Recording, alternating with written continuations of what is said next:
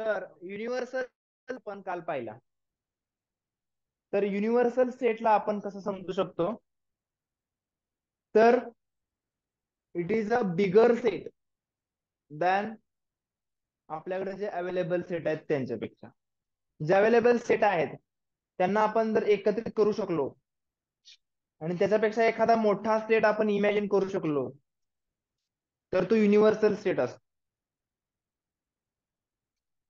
Universal सेटला आपण generally अशा बाहेर ड्रॉ केलेल्या, आउटसाइड ड्रॉ केलेल्या आयतांनी दाखवतो. रेक्टँगल आहे बाहेरचा, तो रेक्टँगल आपण युनिव्हर्सल सेट साठी वापरू आणि त्याला यू या लेटरने आपण दाखवत असतो. हे एक कन्व्हेन्शन आहे, स्टँडर्ड कन्व्हेन्शन. तुम्ही ज्या ज्या ठिकाणी यू पाहाल त्या त्या ठिकाणी तुम्हाला येईल it is nothing but an universal set.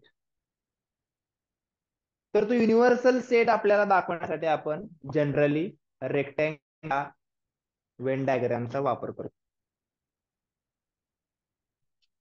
त्याच्यानंतर पुढचा भाग आपल्याला समजला की त्याच्यामध्ये जर आता एखादा सेट असेल लाईक ए,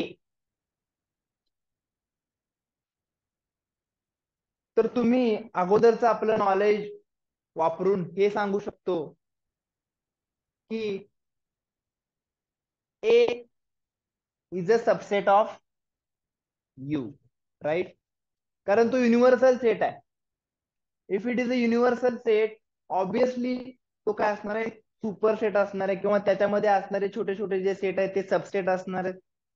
आपण पुन्हा एकदा ते एक्झाम्पल जर पाहिलं, ठीक आहे, Maharashtra is a subset of India, Gujarat is a subset of India, असे सगळे स्टेट्स इंडियाचे सबसेट आहेत. त्याचबरोबर आपण हेही म्हणू शकतो, जर आपण इंडिया ह्या स्टेटला युनिव्हर्सल स्टेट जर म्हणलो तर हे जे छोटे छोटे सेट्स आहेत ते त्याचे सबसेट होणार आहेत. तर त्याला आपण तशा पद्धतीने पण मांडू शकतो की युनिव्हर्सल सेट म्हणजे आपला इंडिया म्हणायचा आणि असे छोटे छोटे छोटे छोटे छोटे सगळे स्टेट करायचे, त्याला आपण नाव द्यायचे. पद्धतीने आपण वेन डायग्राम काढू शकतो. आपल्या भारत आणि स्टेट यामधलं रिलेशन एस्टॅब्लिश करणारा वेन डायग्राम. वेन डायग्राम काढत असताना आपल्याला ह्या गोष्टीचा विचार करायचा असतो की युनिव्हर्सल सेट काय येईल, त्याच्यामध्ये छोटे छोटे जे सबसेट येणार आहेत ते कोणते येतील, हे विचार करावा लागतो. आणखीन आपल्याला विचार करायचे आहेत दोन तीन गोष्टी पुढे. त्याच्यानंतर आपल्याला आता युनिव्हर्सल सेट नंतर नेक्स्ट कन्सेप्ट आहे complement of a set. Next concept आहे आपली कॉम्प्लिमेंट ऑफ अ सेट. तर कॉम्प्लिमेंट म्हणजे किती सोपं आहे लक्षात आहे तुमच्या बघा. आता कॉम्प्लिमेंट कधी असतो हे महत्वाचं आहे, कॉम्प्लिमेंट कुणाला असतो हे महत्वाचं आहे. कॉम्प्लिमेंट हा प्रत्येक सेटला असतोच असं नाही. का? कारण प्रत्येक वेळी युनिव्हर्सल सेट असतोच असं नाही. जर आपण एकाच सेटची भाषा करत असू, फक्त मी एकाच सेट बद्दल बोलत असतो, सेट ए लिहिलाय, सेटचे ए चे मेंबर लिहिलेत आणि त्याच्याबद्दल माझी चर्चा चालू आहे, मी दुसऱ्या कुठल्या सेट बद्दल बोललेलो नाहीये, त्या प्रश्नामध्ये फक्त एकाच सेटची चर्चा चालू आहे, तर तिथं त्याचा कॉम्प्लिमेंट असत नाही. कॉम्प्लिमेंट असायसाठी तिथं कुठला सेट असण्याची गरज आहे, तर युनिव्हर्सल सेट असण्याची गरज आहे. कॉम्प्लिमेंट हा तेव्हाच निघतो, तेव्हाच आपण ड्रॉ करू शकतो जेव्हा प्रश्नामध्ये कुठला सेट असतो, युनिव्हर्सल सेट असतो. मग असं तो काय करतो की त्यांना आपल्याला कॉम्प्लिमेंट मिळतो? सिंपल आहे, ए जो सेट आहे त्याचा कॉम्प्लिमेंट पण एक सेटच असतो, तो आपण दाखवतो. हा बसा, कॉम्प्लिमेंट पण सेटच असतो, त्याला आपण दाखवतो. इथं तुम्ही जर काळजीपूर्वक पाहिलं तर लिहिलेलं आहे, त्याला आपण हे वाचायचं कसं बघा, बी डॅश किंवा बी कॉम्प्लिमेंट. ते सी आहे, छोटस सी लिहिलेलं आहे वरती. काय म्हणलो? बी डॅश किंवा बी कॉम्प्लिमेंट आपण त्याला दाखवू शकतो. कसं दाखवू शकतो कळालं का? हे पण दोघं सेटच आहेत, ते काही वेगळे नाही आहेत. जसा बी सेट आहे, जसा बी सेट आहे, जसा ए सेट आहे, तसा त्याचा कॉम्प्लिमेंट पण एक सेटच असतो. त्याला पण आपण नेहमी जसं सेट लिहितो तसंच लिहित असतो, curly bracket with using commas same वापरतो. तो पण एक सेटच आहे. बट तो जो सेट असतो, तो जो कॉम्प्लिमेंट असतो, बी चा कॉम्प्लिमेंट बी डॅश किंवा बी कॉम्प्लिमेंट, तो जो असतो तो कसा मिळतो, त्याच्यामध्ये कोणते मेंबर्स असतात, हे आपल्याला आज पाहायचं आहे. तर बी जो आहे तो आपण जर काळजीपूर्वक पाहिला तर त्याला बी कॉम्प्लिमेंट लगेच कळतो. कसा? तर असा. आता बी ची चर्चा चालली आहे म्हटल्यानंतर आपण ह्याच्याबद्दल बोलूया. तर बी जो सेट आहे त्याच्यामध्ये कोणते मेंबर्स आहेत? 3, 9, 11 आणि 13. आता जर मला बी चा कॉम्प्लिमेंट हवा असेल तर मी काय करणार? तर मी हे चौघ सोडून राहिलेले सगळे एलिमेंट घेणार from the universal set. From the universal set. दुसऱ्या कुठल्या सेटमध्ये ते असतील नसतील मला काही फरक पडत नाही. त्यातले कुठले मेंबर ए मध्ये आहेत, बी मध्ये, सी मध्ये, मला काही नाही. मला जर बी चा कॉम्प्लिमेंट काढायचा असेल तर मी कुणाचे फक्त एलिमेंट घेणार नाही, फक्त बी चे घेणार नाही. बाकी जे मी घेतलेले एलिमेंट आहेत ते कुठल्या दुसऱ्या सेटमध्ये आहेत की नाहीत त्याचा माझ्याशी काय संबंध आहे का? नाही. ते फक्त युनिव्हर्सल मध्ये असले म्हणजे संपला विषय. बी सोडून जे काही लोक आहेत ती सगळी कशामध्ये असणार आहेत? बी कॉम्प्लिमेंट मध्ये असणार आहेत. बरोबर आहे का? तर इथं तुम्ही पाहू शकता. पहिल्यांदा आपण इथे एक्झाम्पल पाहूया, लगेच आपल्या लक्षात येतं. युनिव्हर्सल सेट दिलेला आहे इथं. युनिव्हर्सल सेट दिलाय. सेट मध्ये नंबर बघा 1 2 3 4 5 6 7 8 9 10 आहे. ओके. ए सेट दिलेला आहे. ए सेट मध्ये काय 2 4 6 8 10, इथं बघा तुम्ही 2 4 6 8 10 ए आहे की नाही? तर त्याचा कॉम्प्लिमेंट काढलाय, म्हणजे त्याचा कॉम्प्लिमेंट नुसता ए नाही लिहायचा, ए डॅश किंवा ए कॉम्प्लिमेंट. तो सेट असतो. तो कसा लिहिला जातो? इज इक्वल टू, ही लोक जे आहेत ए मधली ती नको आहेत, ती सोडून ती राहिलेली कोण कोण आहेत? 1 3 5 7 9. किंवा इथं पण तुम्ही पाहू शकता, इथं पण तुम्ही पाहू शकता हे 2 नको आहे, मग कोण आहे? 1 आहे. ओके. 2 नको आहे, ठीक आहे. त्यानंतर 3 पाहिजे का? ओके, घेऊया, कारण 3 यात नाही आहे. 6 नको आहे, तर आपल्याला कोण पाहिजे?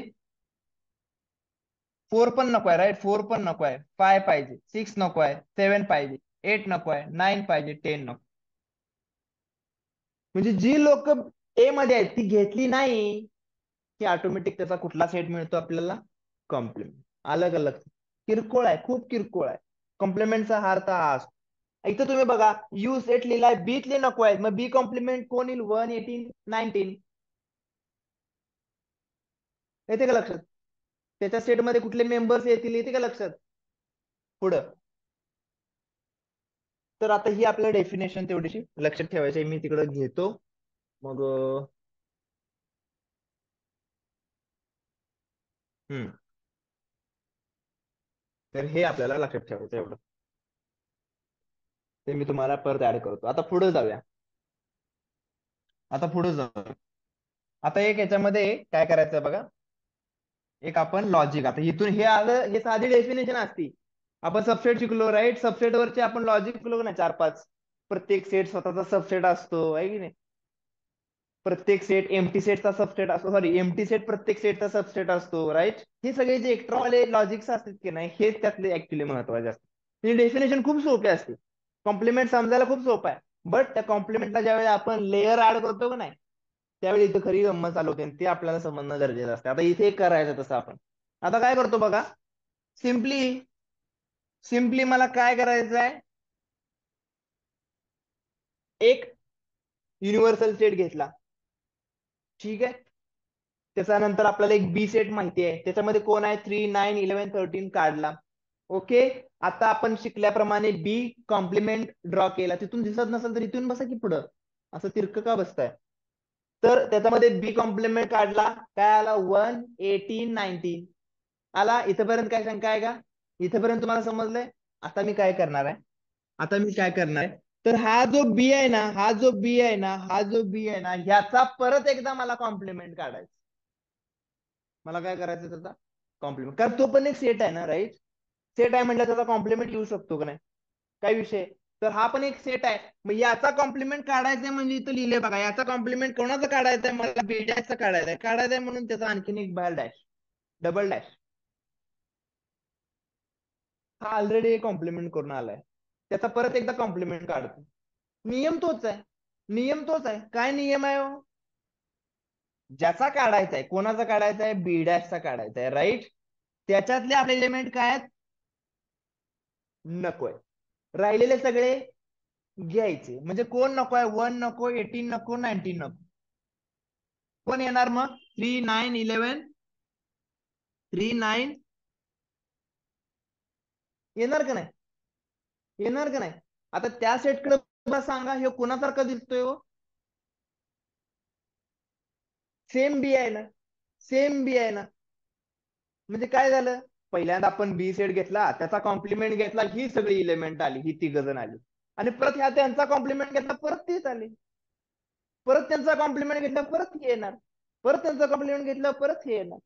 येते का लक्षात. कॉम्प्लिमेंट घेतल्यावर एकदा ही, एकदा ही, एकदा हे, एकदा ही, ती परत फिरत बसणार ना एकमेकाच्यात. ही नसली तर ती येणार, ती नसली तरी ही येणार. तर आपल्याला हे लक्षात आलं पाहिजे की कॉम्प्लिमेंट ऑफ कॉम्प्लिमेंट जर घेतला, याला काय वाचायचं असते, त्याला म्हणायचं कॉम्प्लिमेंट ऑफ अ सेट. इथे लिहिलेलं आहे बघा, complement of a set is the given set itself. तुम्ही एक सेट घेतला डी, त्याचा कॉम्प्लिमेंट काढला डी डॅश, परत त्या डी डॅशचा कॉम्प्लिमेंट काढला तर काही डी. येते लक्षात. हे आपलं नेक्स्ट लेवलचं जे लॉजिक आहे ते आपल्याला समजलं पाहिजे. कॉम्प्लिमेंटचा उपयोग केला आपण, कॉम्प्लिमेंटवर आधारित आपले हे स्टेटमेंट समजले. आलं का लक्षात. कॉम्प्लिमेंटचा काय अर्थ आहे, कॉम्प्लिमेंटचा काय अर्थ आहे समजला का, समजला. तर हे स्टेटमेंट सुद्धा आपल्याला विचारलं जातं, महत्वाचं स्टेटमेंट आहे. Complement of a complement is the given set itself. तो स्वतः दिलेला जो सेट असतो, ज्याचा सुरुवातीला आपण कॉम्प्लिमेंट काढतो, तोच येतो परत एकदा तुम्ही कॉम्प्लिमेंट काढला तर. आता परत आले कॉम्प्लिमेंटच्या प्रॉपर्टीज. जसं आपण इक्वल सेटच्या प्रॉपर्टीज पाहिल्या, सबसेटच्या प्रॉपर्टीज पाहिल्या, आता कशाच्या पाहतोय, कशाच्या पाहणार आहे, properties of complement of set. समजून घ्यावं लागते, ह्या प्रॉपर्टीजच समजणं म्हणजे महत्वाचा भाग आहे चॅप्टर मधला, लक्षात घ्या. तर काय म्हणते बघूया आता. पहिली प्रॉपर्टी काय बघा, पहिली प्रॉपर्टी काय म्हणते मला, no elements are common in A and A dash. Is it true or false. समजलं काय वाक्य आहे. असं म्हणतात ते की ए आणि ए डॅश मध्ये, म्हणजे कोणाच्यात ए आणि त्याच्या कॉम्प्लिमेंट मध्ये एकही एलिमेंट कॉमन नसणार आहे. कॉमन नसणार आहे म्हणजे समान नसणार आहे, जसं की आपण वरती पाहिलं. आता का नसणार आहे, साहजिक आहे ना, कारण ते एलिमेंट आपण सोडून घेणार आहे बाकीचे म्हटल्यानंतर ते काय येतील त्याच्यामध्ये, कॉमन येईल का कोण, ते सोडून घेणार ना आपण कॉम्प्लिमेंट मध्ये, म्हणजे ते येतील का, नाही येणार आहे. त्याच्यामुळे हे समजायला सोपं आहे. काय ठीक आहे, आम्हाला माहिती आहे ते पहिल्यापासूनच की ते एलिमेंट सोडल्यामुळे त्यात काही कॉमन येणारच नाही आहे, बरोबर ना. नेक्स्ट बघूया. याचा काय अर्थ असते, ए इज सबसेट ऑफ यू. ए हा आपण जसं वरती पाहिलं, इथं परत काढू का, इथं सेट ए आहे, हा यू आहे बाहेरचा. यू फक्त बाहेर किंवा आत लिहिला तरी चालतं, काय एवढा प्रश्न नाही. तर हा ए जो आहे तो काय यूचा सबसेट आहे. सबसेट म्हणजे काय माहितीये ना आपल्याला, आता त्यात बसला म्हणजे सबसेट, त्याचे सगळे एलिमेंट त्यात असले म्हणजे सबसेट, सबसेट आहे. तसाच तसाच हे सुद्धा सांगतात ते की ए डॅश, ए डॅश म्हणजे काय, हा राईट, तो भाग इथे जे एलिमेंट आहेत त्याला आपण ए डॅश म्हणतो, हे की नाही. कारण ते सोडून हे सोडून पाहिजे आपल्याला, म्हणजे हे ए चा डॅश म्हणजे ए सोडून, ए सोडून काय राहिलं, हे राहिलं. तर हे जो आहे ए डॅश, हा सुद्धा सबसेट आहे. हा सुद्धा सबसेट आहे कुणाचा, युनिव्हर्सल सेटचा. ए सुद्धा सबसेट असतो तसा त्याचा ए डॅश पण काय असतो, सबसेट असतो. ओके, असतो का नाही. आता मला सांगा, हे दोन महत्वाचे आहेत. Complement of a set U. आता यू पण एक सेटच आहे, राईट, युनिव्हर्सल सेट. यू पण एक काय, सेटच आहे. कॉम्प्लिमेंट ऑफ सेट यू माझा अर्थ काय समजून घ्यायला पाहिजे, ओके यू चा कॉम्प्लिमेंट म्हणजे मला यू चे एलिमेंट नको,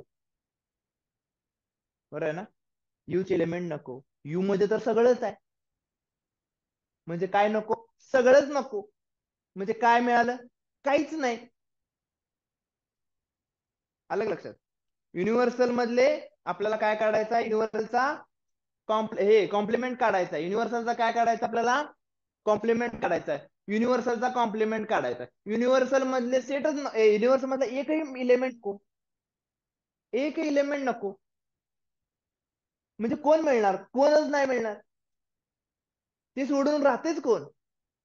कोणच नाही राहत. येते का लक्षात? म्हणजे त्याला आपण काय म्हणतो मग? कुठला सेट असतो तो?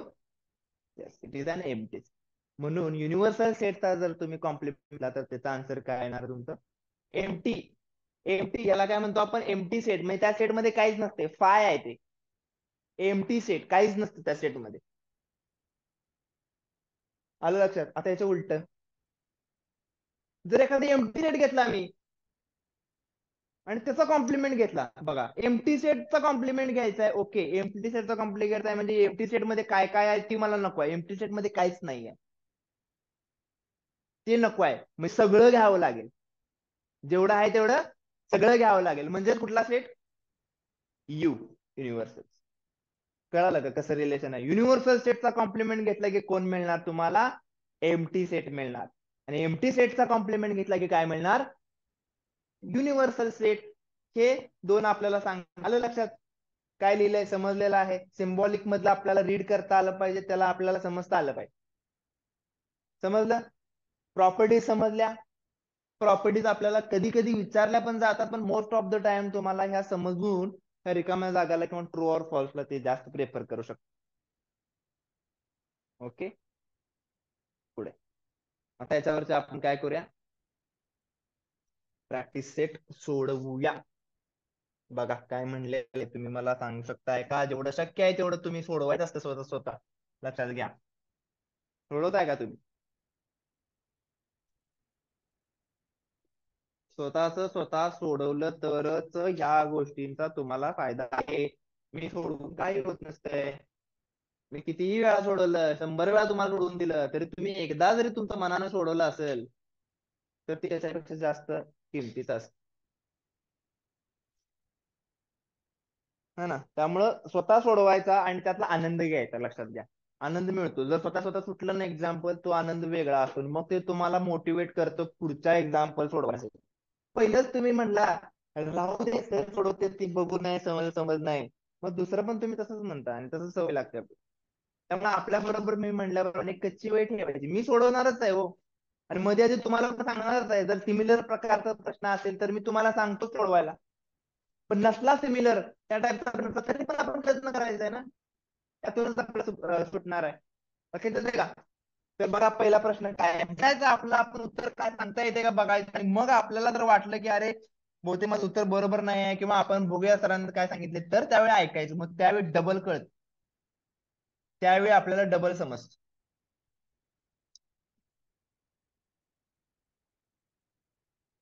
If A is a set of, कसं वाचायचं आहे? If A is a set of A comma B comma C comma D comma E, okay, B C D E F, C B D, okay, D A E, काय का असे ना set दिले ते आहेत, ओके दिलेत. आपल्याला ज्यावेळी त्यांची गरज लागेल त्यावेळी आपण त्यांना वाचायचं. आता तर ठीक आहे, माहिती आहे आपल्याला.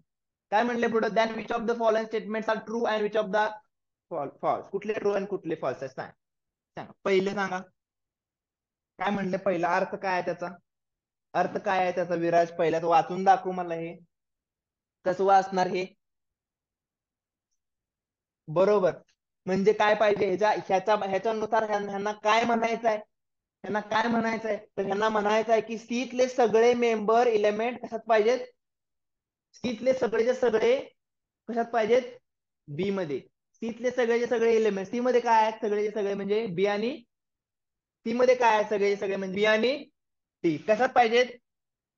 बी आहेत का? सी आहे, सॉरी डी आहे पण बी नाही आहे. त्यामुळे काय झालं, दोन्ही पण पाहिजे होते, एक जण असून चालत नाही. म्हणजे हे काय आहे? फॉल्स आहे, है ना? आपण फक्त डायरेक्टली हे फॉल्स.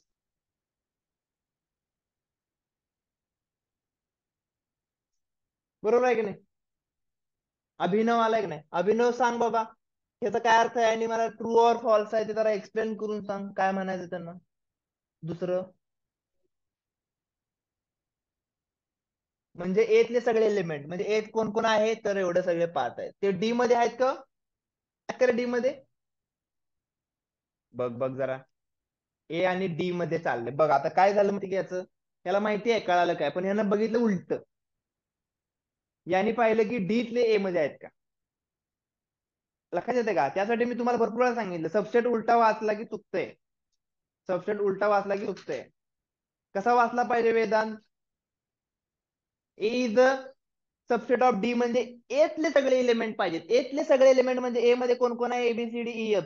हे 5च्या 5 एलिमेंट मला डी मध्ये सापडतात का. सापडतात का. नाही नाही, म्हणजे हा कुठला आहे, ट्रू आहे का फॉल्स आहे. फॉल्स आहे ना.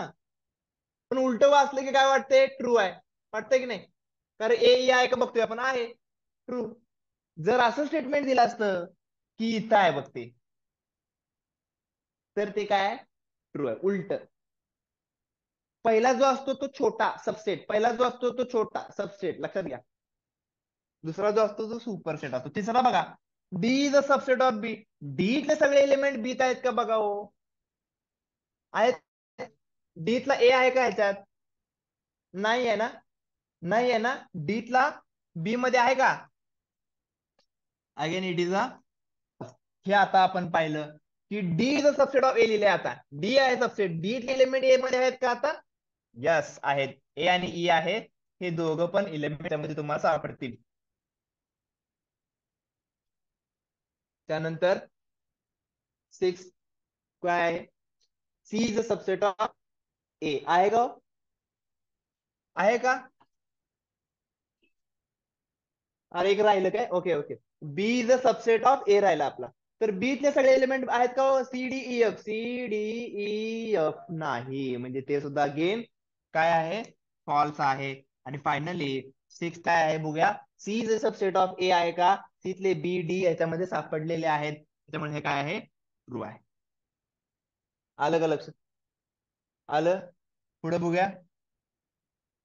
Question number 2. किरकोळ किरकोळ प्रश्न असते त्याच्यामध्ये. मोठं काय असं कॅल्क्युलेशन काही नसते, लक्षात घ्या. हा चॅप्टर असाच आहे. त्या मोठं कॅल्क्युलेशन तुम्हाला काही मिळणार नाही इथं. सोपा भाग असणार आहे, पण नवीन आहे, लॉजिकल आहे, थोडा वेगळा विचार करावा लागतो आपल्याला, नवीन कन्सेप्ट शिकायचे म्हणून अवघड वाटतो पहिल्यांदा. बाकीचा आहे खूप सोपा. किरकोळ हा असा भाग आहे. Take the set of natural number 1 to 20 as a universal set. काय म्हणले लक्षात येते. 1 ते 20 पर्यंतच्या संख्या नॅचरल नंबर घ्या आणि त्याला काय म्हणा. त्याला काय म्हणा, युनिव्हर्सल सेट म्हणा. युनिव्हर्सल सेट म्हणा म्हटल्यानंतर आपण लगेच डायग्राम काढू. मला वाटतं त्यांनी वेन डायग्रामच काढा म्हणून सांगितलं वाटतंय ना. मग बरं आहे, इथं काढू वेन डायग्राम आपण आणि इथं लिहूया लिस्टिंग मेथड मध्ये त्यांचे सेट. वेन डायग्राम काढायचे कुणाची, युनिव्हर्सल सेट. कसा काढणार, एक आयत. आयत काढायचं, बाहेर काय लिहायचं. ओके ठीक आहे, तिची गडबड करायला नको. आपण लगेच 1 2 नंबर लिहायला नको, कारण आपण त्याच्यामध्ये सेट पण लिहिणार आहे. त्यामुळे पहिल्यांदा आपण ठरवूया एक्स मध्ये काय मेंबर आहेत, वाय मध्ये काय मेंबर आहेत, आणि मग आपल्याला कळेल की त्या दोघात बी नसते यू मध्ये असतील. राईट. बघूया. तर आपल्याला काय म्हणले पुढे बघूया. तो एक्स अँड वाय. आता एक्स मला वाय आणि सांगा बघू एक्स सेट जो आहे तो काय होईल. जरा व्यवस्थित वाचून सांगा. All x such that x is a element of natural number. म्हणजे तो नॅचरल नंबर आहे, एक पासून चालू होणार आहे. ठीक आहे, हरकत नाही. अँड तो काय आहे, 7 पेक्षा मोठा आहे. 7 घ्यायचा का हो. बर, 7 पेक्षा मोठा आहे आणि कुणापेक्षा लहान आहे, 15 पेक्षा लहान आहे. 15 घ्यायचा का हो. म्हणजे कुठून लिहायला चालू करू मी आता. 8 9 10 11 12 13 14 15 नाही लिहायचा आहे. बरोबर आहे ना. एक्स झाला. आता वाय बघूया. युनिव्हर्सल सेट लिहायचा होता पहिला, पण आता राहू दे, परत लिहूया त्याच्या खाली. पहिला युनिव्हर्सल सेट लिहायचा असतो. ठीक आहे, जर आपण इथं वरती जर लिहायचं म्हणलं युनिव्हर्सल सेट, तर मला सांगा बघू काय होईल. युनिव्हर्सल सेट होईल सांगा. युनिव्हर्सल सेट काय सांगितलं आपल्याला, 1 ते, म्हणजे काय येणार ह्याच्यामध्ये सगळे नंबर येणार. 1 ते 20, 5 6 7 8 9 10 11 12. ठीक आहे. तर हा आपला काय आहे, युनिव्हर्सल सेट. हा झाला एक्स. आता वाय वाचूया. Set of Y such that Y is an element of N. Again जे नॅचरल नंबरच आहे. ठीक आहे, काय हरकत नाही. पण पुढे सांगितले Y is a prime number from. Prime number from म्हणजे कुठले कुठले हो. 2 3 5 7 11 13 17 19 झाले सेट. झाले का तयार? काय शंका आहे का इथपर्यंत मला सांगा. सेट आपल्याला लिहिता येते लिस्टिंग मेथड मध्ये. आता आपल्याला काळजीपूर्वक याचं कन्व्हर्जन कसं करायचं आहे, वेन डायग्राम. हे महत्वाचा प्रश्न असणार आहे जो तुम्हाला प्रोबॅबली 60% हाच विचारला जाऊ शकतो. तुम्हाला हे असं देणार, लिस्टिंग मध्ये कन्व्हर्ट करायचं आणि कन्व्हर्ट करून परत त्याचा युनिव्हर्सल सेट किंवा त्याच्यामध्ये सगळे सेट लिहायचे. आता त्याचं कसं लिहायचं हे पहिला लक्षात घ्या. सगळ्यात पहिला हा विचार करायचा, ह्या दोन सेट मध्ये कोण कॉमन आहे का. काय विचार करायचा, कोण कॉमन आहे का. कारण कॉमन असला नसला तर तिथं दिसायला फरक पडत असतो सेट. कॉमन म्हणजे काय, असा कुठला मेंबर आहे का जो ते दोन्हीत आहे. एक तर आहे का बघायला पाहिजे कमीत. एक बी नसला तर वेगळी गोष्ट. आहेत, मल्टिपल आहेत. 11 पण आहे आणि 13 पण आहे. म्हणजे इथं मी जे सर्कल काढणार आहे ना ते असे काढणार आहे. कसे, असा आहे म्हणून. कसा आहे म्हणून, कॉमन आहे म्हणून. एकावर एक असे कोलॅप्स किंवा इंटिग्रेट झालेले, इंटरसेक्ट झालेले. का असे काढले, कारण असे इलिमेंट आहेत जे दोन्हीकडे आहेत. जर नसते तर कसे काढले असते, सेपरेट सेपरेट काढले. ही पहिली गोष्ट चेक करायला लागते नेहमी की कोण आहे का सेम, आहे की नाही तर सेम. बरं एक जरी असला तरी चालतोय, एक जरच असला तरी चालतोय, बाकी काय नाही. मग बाकी किती आहे ते आपण लिहिणारच आहे. आता काय करायचं, मग जे कॉमन आहे ते आता आपण शोधलेत तर ते पहिल्यांदा लिहायचे. कोण आहेत ते, सॉरी 11 आणि 13 ना, 11 अँड, हा सेट एक्स आहे समजा. आपण आता नाव द्यायचं, लक्षात घ्या. ह्याला एक्स म्हणूया, याला वाय म्हणूया. एक्स मधले आता 11 आणि 13 सोडायचे, कारण त्यांना आता आपण लिहिलंय ऑलरेडी, त्यांना परत नाही लिहायचं, एकदाच लिहिलंय. आणि एक्स मधले मग मेंबर लिहूया. कोण आहे, 8 9 10 12 14. इथे लिहायचं 8 9 10 12 14. राहिला नाही ना कुठला. थोडं लांब लांब लिहायचं जेणेकरून एकत्र वाटायला नको. झाले का नाही x complete. X complete. X मध्ये 11 13 आलं का, 11 13 येणारच आहे, त्या दोन्हीकडे येणार आहे, त्यामुळे त्यांना पण यायचं नाही इकडे बाजू. आता राहिलेले इकडे लिहायचंय. कोण कोण आहे इकडे, वाय मध्ये 2 आहे, 3 आहे, 5 आहे, 7 आहे. 11 13 नाही आहे, 17 अँड 19. हा आपला कम्प्लीट झालेला आहे वेन डायग्राम. किरकोळ असा वेन डायग्राम, काही नसते. आता एक गोष्ट आहे महत्वाची, की असं पण राहिलेत मेंबर की जे एक्स मध्ये आहेत का, सॉरी एक्स मध्ये पण नाहीत, वाय मध्ये पण नाहीत. असे मेंबर आपण लिहायला लागणार का नाही, आपल्याला लिहायला लागणार की नाही. ते कुणाचा कॉम्प्लिमेंट असणार आहे, ह्या दोघांचा मिळून, ह्या दोघांची जी बेरीज असणार आहे ना त्याचा कॉम्प्लिमेंट असणारे लोक इथं आपल्याला लिहायला. कोण कोण आहे सांगा बघू ती, कोण कोण आहे. बरं आपण त्याला मोठा करूया काय, भरपूर आहेत काय, भरपूर आहेत म्हटल्यानंतर थोडासा आपण त्याला काय करूया, वाढवूया. 1 6 आहे का, तुम्ही सांगताय ठेवते चुकीच नाही ना सांगत. 8 8 नाही, आपल्याला 8 ते हे तर सगळे आहेत त्यात आहे की नाही, 8 ते 14 पर्यंत काही विषयच नाही, जास्त नाहीत. 14 आहे डायरेक्ट, 16 16च काय, 15 पण नाही आणि 16 पण नाही, 15 पण नाही, राईट. तर 15 16 कुठला राहिलाय, 4 काय, 4 पण राहिलाय, बरोबर 4 पण राहिला. आणि कुठला राहिला, बाकी सगळे आहेत 18. बरं आणखीन कुठला आहे का बघा, बघायचो. एक मेंबर इथं कुठं आहे का बघायचा, ओके. 2 कुठं आहे का बघायचा, 3 कुठं आहे का बघायचा. ओळीनं बघत गेला तरी तुम्हाला कळतंय. 1 नव्हता, 2 होता, 3 आहे, 4 इथं लिहिला आपण, 5 आहे, 6 लिहिला, 7 आहे, 8 9 10 11 12 13 14, त्यानंतर 15 लिहिला, 16 लिहिला, 17 18. अरे 18 कुठं आहे, 18 लिहिला. 19 राहिला का, अच्छा वाय मध्ये लिहायचं राहिला 19, कारण तो प्राइम आहे. इथे लिहिलाय आपण पण तिथे लिहिला नव्हता. आणि कुठला राहिला बघा, एक लिहिला की वाय मध्ये एक लिहायला पाहिजे. अच्छा लिहिला आहे काय अच्छा मला ते 19 लिहायचं होतं ते बोलते एक झालं. हा हा बरोबर, ते मला वाटतं अंडू झालं असणार आहे 19 लिहिलेलं, ते 9 निघून गेलं. आणखीन कुठं राहिलाय का बघा, आणखीन कुठले राहिलेत का बघा. कुठलाही मेंबर रिपीट नाही झाला पाहिजे कुठंच, एकदाच सगळे दिसले पाहिजे. म्हणजे टोटल आपले 20 मेंबर आहेत ना, तर 20 आहेत का बघूया ना, मग आपल्याला कळतंय. 4 3 7, 2 9 2 11, 3 14, 6 20. म्हणजे सगळे मेंबर आपण लिहिले. आलं लक्षात. थोडा विचार करावा लागतो, असं थोडंफार होऊ शकतंय, बघावं लागणार आहे. पुढे जाऊया. पुढचं जर सेम असेल तर तुम्ही सोडवू शकताय, काय का नाही मला माहित नाही, बघूया आपण. पुढचं काय आहे बघा, सेम आहे का? होय सेम आहे का नाही, दाखवू शकताय मला वाटतं तुम्ही वेन डायग्रामनी. आणि हे verify P, complement of P, हे पी हे कळालं का काय आहे ते आपण शिकलो होतो ना. का दाखवू सोडून तुम्हाला मी, हे पण मीच दाखवतो, काळजी करू नका, टेन्शन आलं काही जणांना.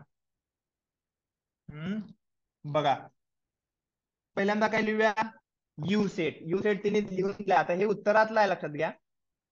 1 2 3 आहे, 7 आहे, 8 आहे, 9 आहे, 10 आहे, 11 आहे आणि 12 आहे. त्याच्यानंतर पी सेट कुठला आहे बघा, 1 आहे, 3 आहे, 7 आहे आणि 10 आहे. आता ह्याला कसं दाखवणार, ह्याच्यामध्ये दुसरा कुठला सेट नाही आहे, त्याच्यामुळे इथे आपल्याला बघायची गरज नाही की बाबा कोण कॉमन आहे का नाही. त्यामुळे आपण डायरेक्ट युनिव्हर्सल सेट काढला, त्याच्यामध्ये एक सेट हा पी लिहिला. हा युनिव्हर्सल सेट, पी मध्ये कुठले कुठले एलिमेंट लिहिले, 1 3 7 10 लिहिले. हे राहिले, हे सोडून राहिलेले आहेत त्यात कुठले कुठले बघा, 2 आहे, 3 लिहिला त्यात आहे, 7 आहे, 8, त्यानंतर 9 10 आहे, 10 11 आणि 12 झालं. Venn diagram complete, Venn diagram complete. आता फक्त पुढे काय सांगितलंय बघूया. ठीक आहे, show the sets you okay P okay, पण एक राहिलाय आपला पी डॅश राहिलाय. पी डॅश कुठे लिहायला पाहिजे पी डॅश, आतमध्ये राईट. इथं आतमध्ये काय लिहायचं, पी डॅश, कारण हे जे 5 जण मेंबर आहेत ते कुणाचे आहेत, पी डॅशचे. कॉम्प्लिमेंट ऑफ पी आहे, कॉम्प्लिमेंट ऑफ पी आहे, राईट. येते का लक्षात. आता हे करायचं व्हेरीफाय, आपल्याला काय करायचं, व्हेरीफाय. व्हेरीफाय करायचं म्हणजे चेक करायचं की बाबा ते आहे का खरोखर, आहे का बरोबर, ते करायचं. म्हणजे काय करायचं, आपल्याला काय चेक करायचंय ते पहिल्यांदा लिहून घेतो. आपल्याला चेक करायचं आहे हे चेक करायचं की बाबा डावी बाजू उजवी बाजू सेम आहे. तर डावी बाजू काय आहे ते आपण कॅल्क्युलेट करायला चालू करूया. पहिल्यांदा काय काढूया, पी डॅश. पी डॅश काढा पहिला. पी डॅश म्हणजे काय असतोय, पी चे मेंबर सोडून राहिलेले मेंबर कोण असणार हो? इथं आपल्याला बघितले कळते, सोपं जाते. 2 8 9 11 आणि 12. बघा ह्याच्याकडे बघण्यापेक्षा रीड करायला वेन डायग्राम, त्याच्यामुळे ते जास्त महत्वाचं आहे. त्याच्यामध्ये कसं होतं, असं कन्फ्युजन होतं आपल्याला ज्यावेळी वेन डायग्राम, पण एकदा वेन डायग्राम काढली की बाकीची कामं सोपी होतात, म्हणून ते आपल्याला महत्वाचं. त्याच्यानंतर आता काय, हा जो सेट आला याचा कॉम्प्लिमेंट काढायचा आहे. आपला ऑलरेडी कॉम्प्लिमेंट आलाय, त्याचा परत कॉम्प्लिमेंट काढायचा म्हणजे काय, आता ही एलिमेंट नकोत मला. आता कुठली एलिमेंट नकोत, ही 2 8 9 11 12 नकोत. मग पण मिळणार तुम्हाला 1 3 7, तीच मिळणार ना. ही नकोत म्हणलं ही मिळणार, ही नकोत म्हणलं ही मिळणार.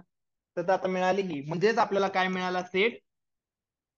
सेट पीच आहे ना तो, इज व्हेरीफाईड. एवढंच आहे, म्हणजे आपल्याला फक्त काढून दाखवायचे होते पी आणि पी डॅश आणि कॉम्प्लिमेंट ऑफ कॉम्प्लिमेंट काढायचा. कॉम्प्लिमेंट ऑफ कॉम्प्लिमेंट काढायचं, तो सेट येतोय ते दाखवायचं. पी सेट आला ना आपला, सेट आला का नाही, 1 3 7 10 आला. बोल बोल बोल, काय शंका आहे, नाही ना काय शंका असेल तर विचारायचं. माझं काय तर लिहायला वगैरे चुकला तर सांगायला लगेच. पुढं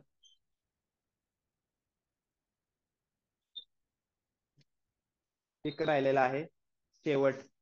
काय म्हणले बघा, काय म्हणले बघा, A is equal to 1 3 2 7 right. Any 3 subsets of A. A चे सबसेट लिहायचे आपल्याला. ए चे सबसेट लिहायचे. आपल्या मनाने लिहायचे. मनाने लिहायचे.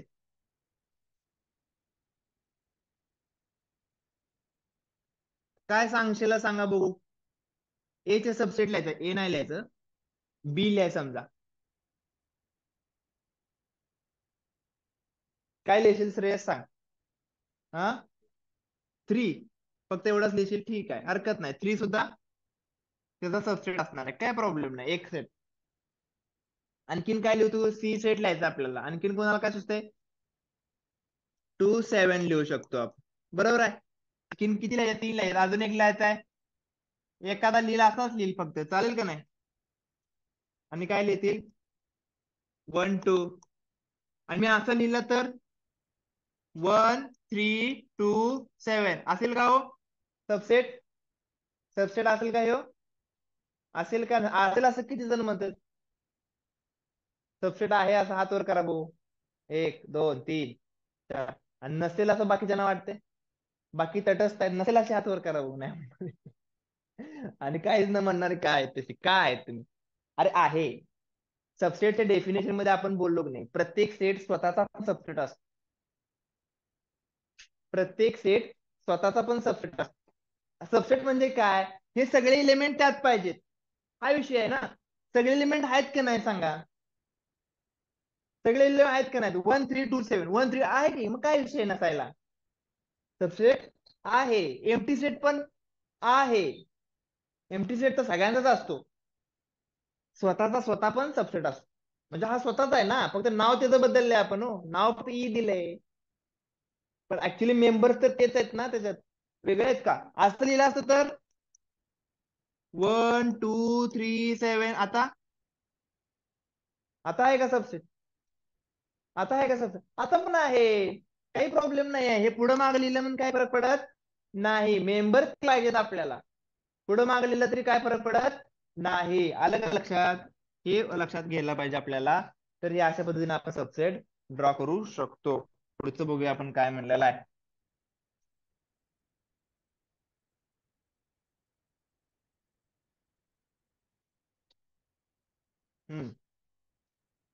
सबसेट रिलेशन सांगितले तेवढं घेऊया आपण.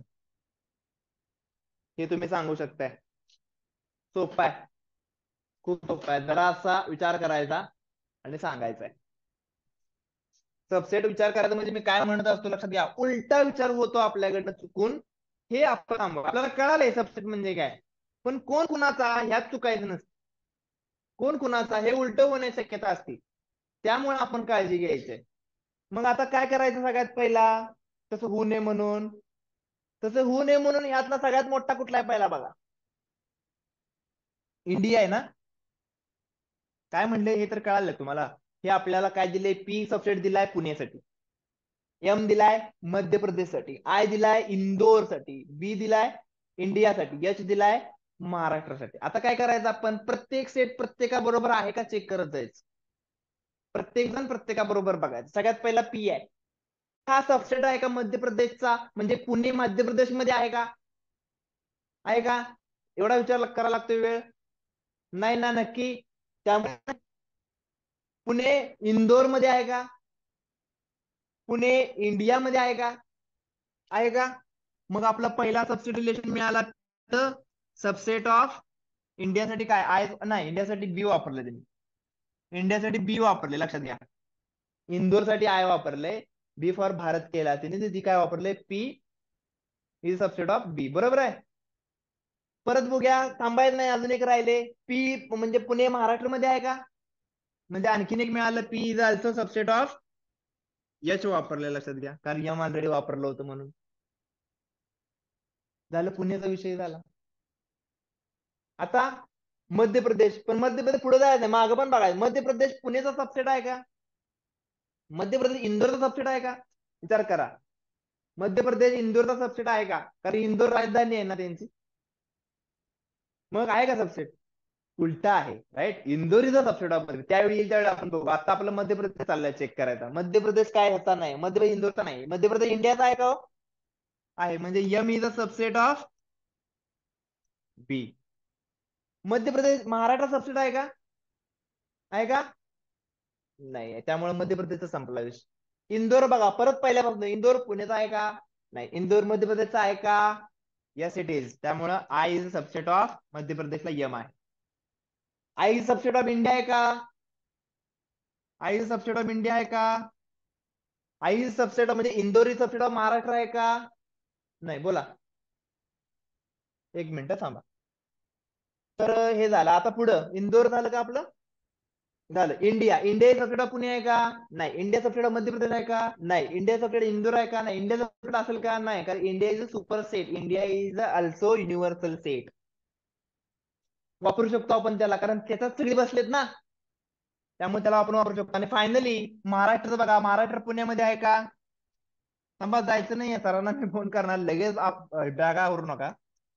सर आहेत का नाहीत बघायला लागणार आहे. तर मलाही सांगा, महाराष्ट्र पुण्याचा सबसेट आहे का? नाही. मध्य प्रदेशचा, इंदोरचा, कुणाचा असणार आहे? फक्त इंडियाचा असणार आहे. आणि फायनली आपल्याला जे सांगितलंय ते, which set can be the universal set for the above set सांगा. तर इंडिया, सेट ऑफ इंडिया असं लिहूया.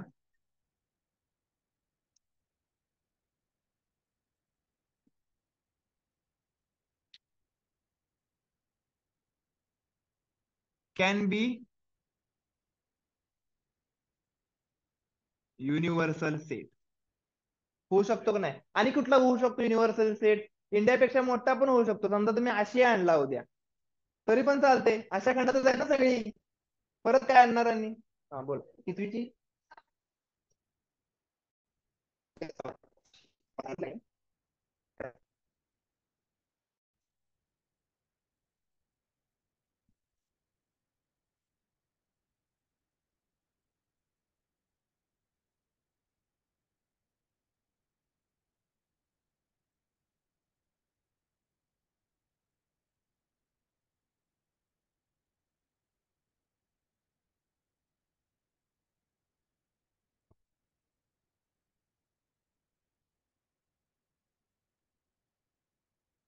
हम्म.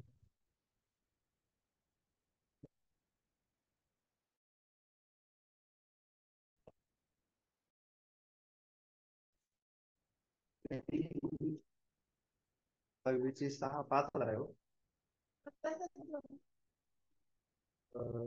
ठीक आहे.